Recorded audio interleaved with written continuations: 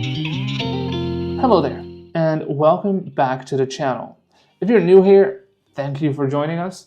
And in today's video, we're going to take a look at Swift testing.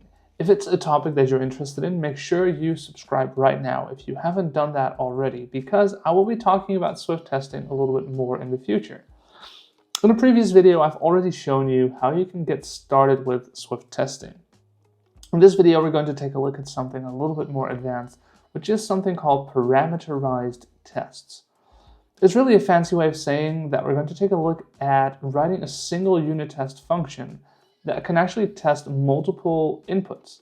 So imagine that we have an input validator that will check whether a user has input a number between 0 and 100. We want to make sure that inputting 0 is fine. We want to make sure that inputting -5 is going to throw an error. We want to make sure that inputting 100 is fine, 200 is going to throw an error, and some values in between. We want to make sure that everything works exactly as expected. If you've done unit testing with XCTest before, you know that this could be a very tedious process, because in XCTest, you write a single test function for every single parameter in this case. You can work around it a little bit, but it's never been as nice as it could be in Swift testing right now. So let's take a look at some code and see how this all looks like in reality. So imagine that I have a test function that looks a little bit like this. Test verify that 5 is a valid input, and we'll write something like this. We test our correct value and we write an expectation that makes sure that our validator returns true.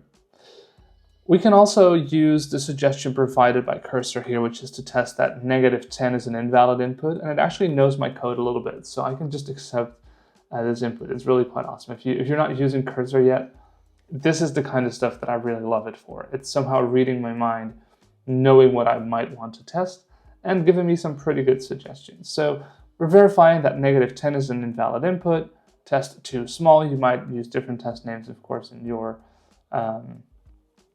test suite, but here we can see expect throws validation error value too small for this expression. Now, if I want to test all of my values, -10, 0, 20, 50, 90, 100, 120, whatever I want to test, this could be quite tedious. So what we can actually do is write a single test function and have Swift testing run a parameterized test. So we can still have several names, right? Verify that the input validator rejects values smaller than 0 and larger than 100. Perfect, exactly what I want. And it will actually suggest a couple of values here. -10. Yeah, I like all of these values. I'm just going to accept these suggestions. So we've already got a test set up right here with a bunch of arguments. The argument list is passed to the test macro, and we're passing tuples. And that means that we're passing a combination of one or more arguments that we like. In my case, I'm passing a tuple because I want to pass multiple arguments to my test, which is an input and an expected error. Inputting a negative value should yield the validation error value too small. Inputting a too large value should get me a too large error. And anything in between should not get any error. So we'll actually let Cursor here provide the test rejects out of bounds values function for me. It takes an input, which is the first part of my tuple, and it takes an expected error, which is the second value in my tuple. This value is optional because I'm passing nil if I'm not expecting any errors, and I'm passing a value if I am expecting an error. If I have an expected error, we expect that this error is going to be thrown when I validate the input. Otherwise, I expect that the validator is going to return true. So I can actually run this test, and what we'll see in the test results is that we have multiple tests running right here. We see -10, 15, 0, 90, 100, 200, and we see them all run. Now let's say that I make a mistake here and I don't expect an error to be thrown for -10. We'll actually be able to quickly see exactly what happened. We'll see that a caught error has been reported, value too small, -10, nil. Caught error, value too small. This is essentially telling me that an error was caught, even though I did not expect any errors to be caught.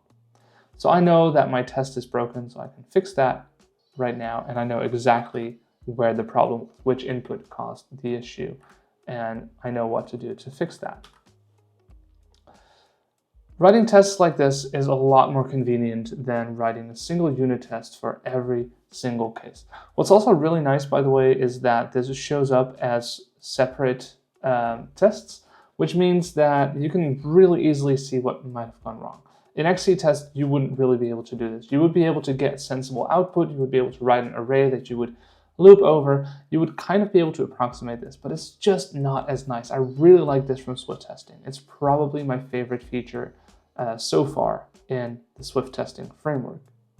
If you're interested in learning more about Swift testing, if you want to see me take some other deep dives into how Swift testing works or what you can do with it, make sure to let me know in the comments.